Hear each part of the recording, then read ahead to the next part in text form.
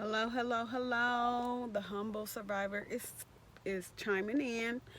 Um, I wanted to go ahead and do a video on let's get to the point. There's no more trying to sugarcoat or we got to get to the point. And we got to spread the word for real. We got to spread the word. Because so many of us suffer in relationships because we want to see the good in people, and the people that we want to see the good in don't even want to see the good in themselves. And so we end up being the ones that suffers. Those that are codependent, those that are empaths, those that care more for others than we do for ourselves, or that will give people the last item of clothing off of us if we need to.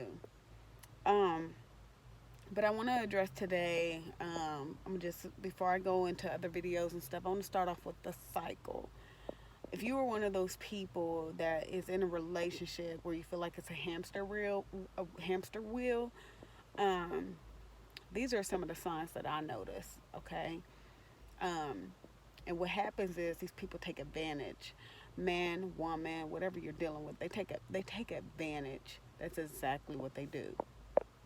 So, for example, I'll start by saying, like, okay, so say you're in a new relationship, brand new. You meet a person, they give you this persona that they are like, dang, you are the bomb. Like where have you been all my life? They do all these. They might do extravagant gifts, extra dates, extra texts. They want to talk to you all the time. All these things that happens. In which is considered the phase when you're on cloud nine, the honeymoon phase. It's like that, except it's shorter. Here's the thing that I notice, and with a toxic or a narcissistic person that has, and I'm going to use that word because I'm going to go ahead and diagnose my ex. Like I said, I'm not a clinician. I don't have a degree in psychology. I work in the mental health field. I've become more familiar with the term, but this is all personal experience. So I get if you don't want to listen to me because I don't have the credentials to back it up. I'm just sharing my experience, and it's straight facts. So one of the things that my narcissist would do, I was with him for 15 years plus. We had 5 children together, okay? And it took me so long to finally grasp the fact that something's not right here. Something's just not right. Why do we keep coming back to the circle? But it took a long time, and it took me to learn to love myself first. Let me just put that out there. It took for me to learn to love myself, understand who the fuck I was, and then only then was when I began to really reevaluate my relationship. So how it was is like 15 years. I broke up with him multiple times. It was a few times that I actually like left him. But each time I left, it was like it was the begging and the pleading and just the wanting to get me back and just wanting to just, you know, um, I'm sorry, Son, I'm trying to do a video right now, real quick. What do you here? You can go to the store. Sorry, y'all. I have a son. You're not going by yourself, are you? Okay. I'm so sorry. Like, he asked me to go to the store earlier, and I completely forgot. And we live right around the corner from the store, so I'm okay with it. But anyways, let me get back to the video. Um, One of the things was when I would leave him, he would just do whatever. He would tell me whatever. I'm sorry. I know I messed up. I really want to be with you. I know I messed up. I know I did this, and that. And I would fall for it every time. And it would take me a minute. Not immediately would I accept it. I would literally like hear him out, and then he wouldn't stop. It's like he wouldn't leave me alone. He would just constantly text me, "I'm sorry," or he'd find a way to email me, or he'd come to my house, or because I would move. If I left him, I would literally move him to a different place. And so if you're with someone that just constantly, like, if you're trying to get away from them, and what they do is plead and beg. That's a lot what I'm learning narcissists do, which in their terminology is called love bombing or idealization. And what that is to reel you back in because you've already gotten so used to um, who they are. You continually may go back because you honestly, if you got to the point where you love them, you fell in love with the idealization of who you assumed that they were, that you fell in love with their potential, you fell in love that they came off as different than everybody else. And it's all a game. It literally is all a game. I had to learn that, and it took me a long time because, again, I got with my ex when I was 19 years old. You know, we don't talk about narcissistic personalities, or we didn't even talk about toxic relationships. At least I didn't, it wasn't like as prevalent as it is today. So, anyways, we got to a point where I was leaving him, and what he would do was do everything to come and get me back. Everything, the promises, and he knew that I had loved him so much and that I had already forgiven him for things that he just would tell me anything. Okay? That's where it starts. But it only lasted. And if this is you, I suggest you start doing your research on narcissistic personalities, NPD, narcissistic personality disorder, and maybe finding out maybe if this is probably the individual you are with, or you can talk to someone. Okay? But what these people do is they love bomb you, or they'll just give you what they think you want to hear, and then you take them back because of your good heart and you really fell in love with this good person and you just want that original person back. Okay? So, um moving on, once he gets you back, it only lasts for me, it was every 3 months, like clockwork. I'm not even joking. It was like clockwork. And it wasn't until the last couple of years when I started to realize, like, every we for one, in 15 years we haven't had not one good solid good year. Because you know what, it was starting early and I just didn't even know. I just thought I would make excuses for it. We're young, or he's immature, he'll grow into it, all types of excuses. So what would happen is he would get me back, and in about, I say it was really like 90 days. That is his cycle. Some people, based off of what I've read and what I've listened to, say it lasts 30 to 90 days. Mine was like 90 days. It was just, it got to the point where my 17-year-old started to recognize it.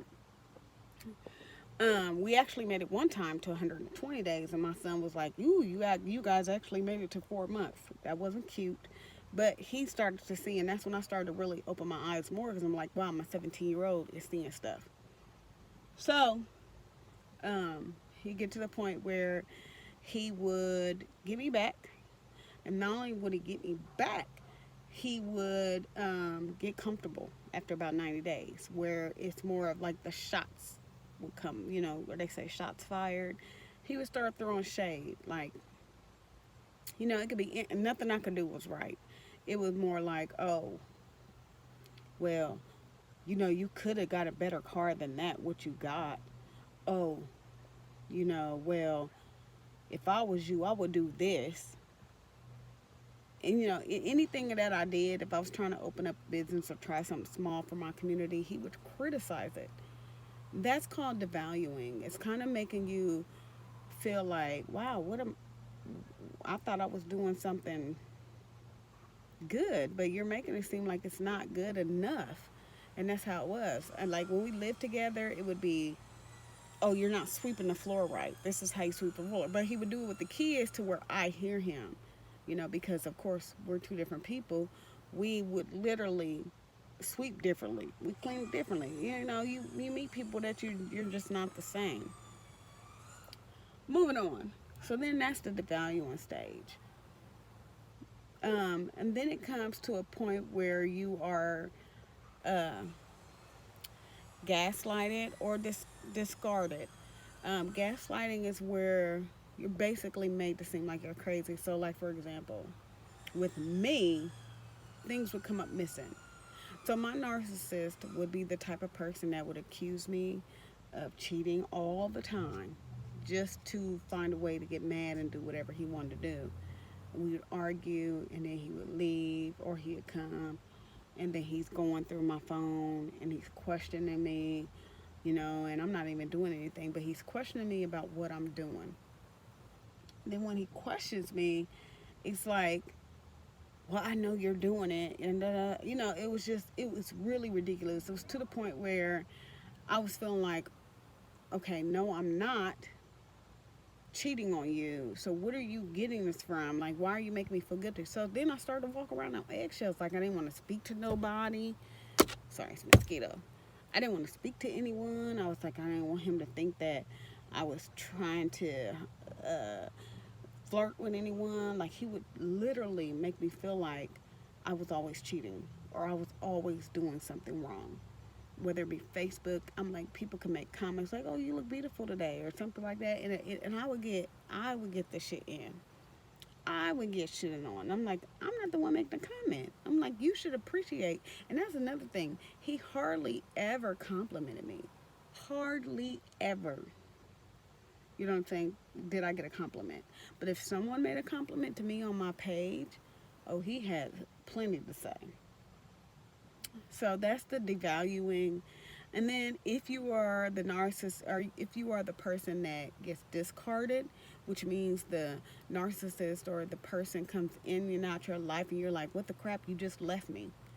Then that's the discard phase. That is when they pretty much are done with you for the moment until they need you again for something that they want, whether it be sex, gifts, a place to stay, food, believe it or not, food, because I'm a cook. Mine would come. I used to hate. I got to the point where, especially, I did not make sure if he was coming to get the kids that I would not have nothing smelling good in the house, because that would be a reason that he would want to stay, and I was not strong enough yet to tell him no. So they will use anything that they can get out of you for their moment or for their benefit. And then there comes hovering. Sorry. I'm in my car. I'm going to get better at these videos and I'm going to move to another place. But hovering. So I learned that because every time, like in our relationship, he would always tell me I was a hoe or I was a bitch or I was just ain't shit. Like he would talk really down to me. It was crazy. And I'm far from hoe and I'm not a bitch. I can be one if, like, you have to push my buttons. But he would literally disrespect me. And then when I tell him, if you're not happy, then go on about your business, he'll leave for a couple days because he wants to go do what he wants to do, but he always would come back. And then he wouldn't leave. And then he would constantly blow my phone up, constantly text message me. If he couldn't text message me, he was emailing me. It was like ridiculous. And I'm like, if you feel like I'm such a hoe, why would you want to be with somebody like me? But he would never leave. And then he would linger and come in the middle of the night. His thing was to come about 3 or 4 o'clock in the morning to my house. He did that all the time. It was freaking ridiculous. The amount of time, for one, that I had invested with this man. But to kind of figure out his own cycle and to understand, like, I had a name to go with it. It was like, oh my God, this makes so much sense. So nothing's going to get better because according to what I have learned, these people don't get better unless they actually want to fix themselves. Unless they actually see that what they're doing to people is wrong. And here you are investing all this time and love and energy in your body, and you're giving kids if you did or if you didn't, but you investing money, you're investing your emotional self, your mental self, your physical self, and they're just pretty much leeches, just sucking it all in. And then when they're done, it becomes like a cycle. You know what I'm saying? Like, it's 100. I'm just keeping it real with y'all. I'm just really keeping it real with y'all. And it's really sad, once you understand it. So, as I said, they start off with love bombing you, or idealization, where they're telling you so much that you want to hear, and then after a few months or so, however long, they start to devalue you and disrespect you and throw little shots at you, and then they get to the point where they're either going to discard you or they're going to gaslight you. So where you might feel like you're going crazy, or they just leave you in the dust. And you're like, what the crap just happened? I just had this amazing person. It's all a game. And then once you feel like you are done, they hover you. Here they come. Here they come, like roaches or ants or any insect that just won't go away, a fly. You know what I'm saying? You can you can kill it. No matter how many times you kill the whole family, they coming back. Okay, so and that's what I went through. So my short video today was just to talk about the cycle that I went through, and I literally went through this for 15 plus years. I'm not joking. It's like clockwork. It's like clockwork. These people have a cycle. You know what I'm saying? And then you have toxic individuals who just don't want to be happy. You know what I'm saying? And so they want to make sure you're not happy. But what I was just specifically speaking on was just someone who could have NPD, a narcissistic personality disorder, and not even know it. And they're just dragging you through the mud. They're taking you through everything. Everything. And you forgive and you forgive and you go through this whole cycle of love bombing, disrespect. Then you're made crazy. Like you did something wrong. Like they did something wrong and they know they did something wrong. But they're going to make you think, they're going to lie to you. And you're going to really start to question yourself.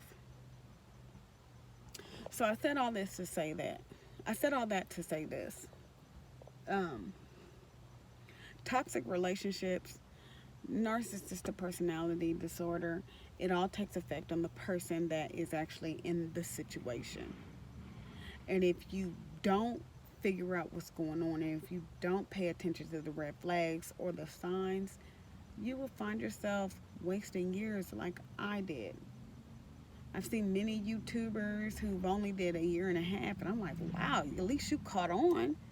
Like, I literally sat 15 plus years. I'm 37 now. I was 19 when I got with this individual, and it took me the last 5 years to finally just walk away and leave. And I'll say 15 plus years because of some times that we were separated. You know what I'm saying? But if you're a math numbers person, you're probably like, well, that totals like 18. Well, yeah, it does, but there was times that we weren't together. So 15 plus years is what I went through. It took me 15 plus years to figure it out. And I don't want that to be for you. It doesn't have to be for you. You got to recognize that there are really sick people out here who really have some mental things going on or traumas of their past, and or spiritual, you can, on a spiritual level, are completely being taken over by, spiritual beings that are completely taking them over. So I won't go too far into that, but I will say that at the end of the day, you are a gem.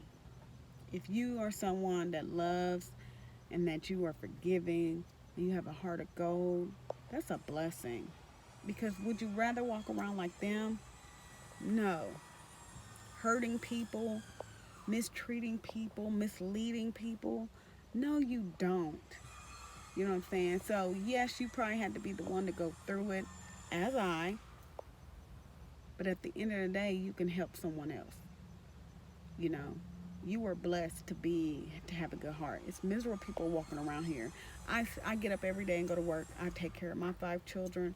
I had a moment of darkness where I was like, oh my God, why did I put up with this? And it's okay. So to this video, to y'all, I just want to say peace and blessings to y'all, and I wish y'all nothing but the best. But pay attention to those red flags. They're red flags for a reason.